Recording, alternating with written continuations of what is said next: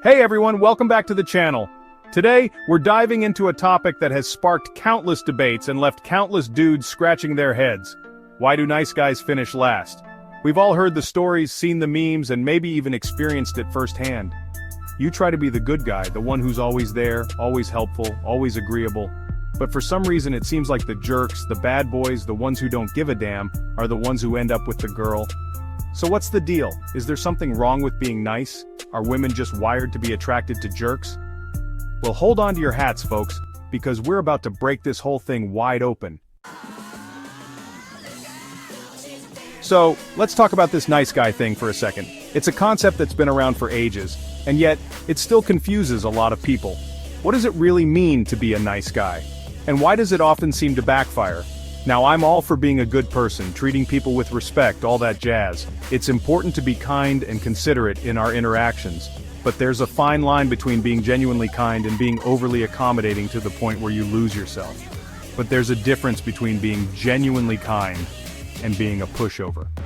When you constantly put others' needs before your own, you risk losing your own identity and self-worth. It's crucial to find a balance where you can be kind without compromising your own values and desires.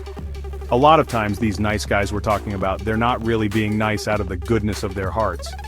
Instead, they're often driven by a desire to be liked or to gain something in return. This kind of behavior can come off as insincere and manipulative. They're doing it because they think it's what women want. They believe that by being overly accommodating and agreeable, they'll win affection and admiration. But this approach often leads to disappointment and frustration. They think if they're just agreeable enough, helpful enough, if they put a woman on a pedestal and worship the ground she walks on, she'll magically fall in love with them. This mindset is not only flawed but also unhealthy for both parties involved. But here's the thing, it doesn't work that way. Relationships are built on mutual respect and genuine connection, not on one person constantly trying to please the other. When one person is always giving and the other is always taking, it creates an imbalance that can lead to resentment and dissatisfaction. See, women, just like men, they want someone who's confident, someone who's assertive, someone who knows what they want and isn't afraid to go after it. Confidence is attractive because it shows that you value yourself and your own needs. When you're constantly putting someone else's needs before your own, when you're afraid to speak your mind or set boundaries, it comes across as weak. And this perceived weakness can be a major turnoff. And trust me, weakness is not an aphrodisiac. People are drawn to strength and self-assurance. When you lack these qualities, it can be difficult to form meaningful and lasting connections. Think about it this way. Would you rather have a partner who challenges you, who pushes you to be your best self, or someone who just nods along with everything you say and does whatever you want? A healthy relationship involves growth and mutual support, not just blind agreement. It's like that old saying, you teach people how to treat you.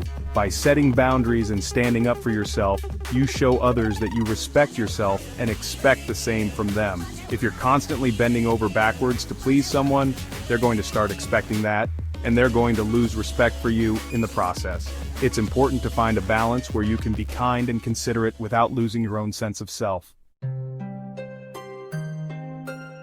Now let's talk about this whole bad boy mystique. It's a phenomenon that's been romanticized in movies, books, and even in our everyday conversations. The allure of the bad boy is something that has intrigued people for generations. Why is it that most women seem drawn to guys who are, let's face it, kind of jerks? Is it the thrill of the chase, the excitement of unpredictability, or something deeper and more psychological? Well, there are a few things going on here. It's not just one simple reason, but a combination of factors that make the bad boy so appealing. First of all, let's be honest, bad boys can be exciting. They bring a sense of adventure and spontaneity that can be incredibly intoxicating. They're unpredictable, they're a little dangerous, and they don't play by the rules. This rebellious nature can be very attractive, especially to someone looking to break free from the monotony of everyday life. It's like a shot of adrenaline to the system. The rush of being with someone who lives on the edge can be exhilarating. But here's the thing about adrenaline, it's addictive. The highs and lows of being with a bad boy can create a cycle that's hard to break. And just like any addiction, it can lead you down a dangerous path. The initial excitement can quickly turn into a roller coaster of emotions that leaves you feeling more drained than fulfilled.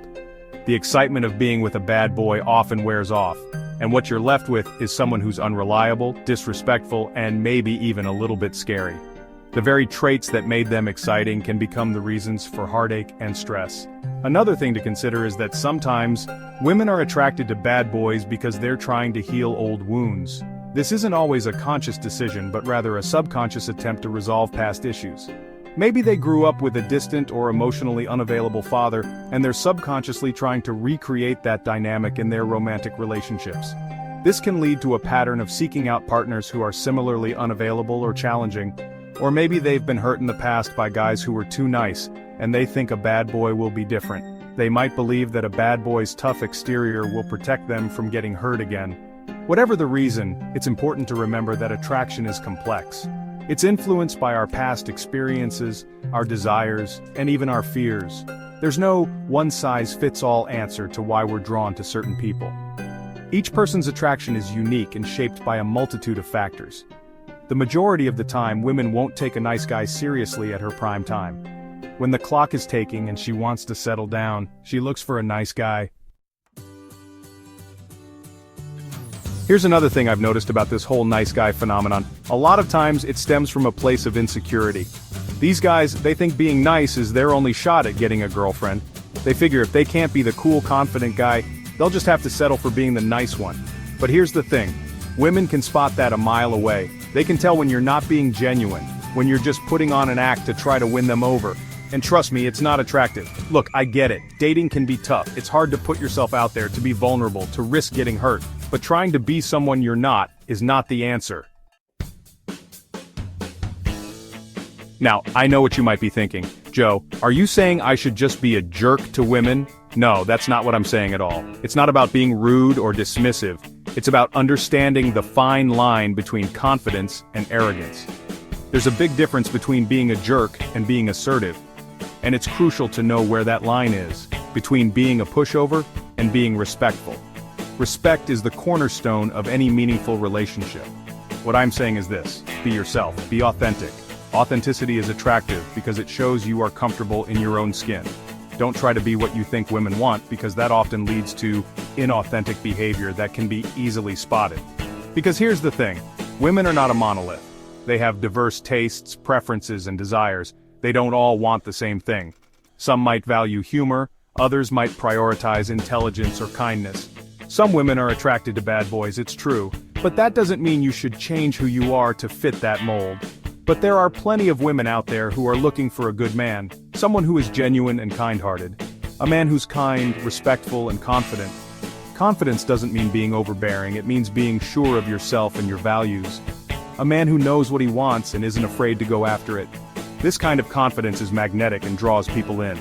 The key is to find the right woman, the one who sees and appreciates your true self, the one who appreciates you for who you are, not for who you think you should be. This is the foundation of a lasting relationship, and the best way to do that is to be yourself, flaws and all. Embrace your imperfections because they make you unique. Authenticity is the key to genuine connections. So, be yourself, and the right person will come along who loves you for exactly who you are. Thanks for watching. If you enjoyed this video, don't forget to like, comment, and subscribe. Let us know your thoughts on this topic in the comments below. See you next time.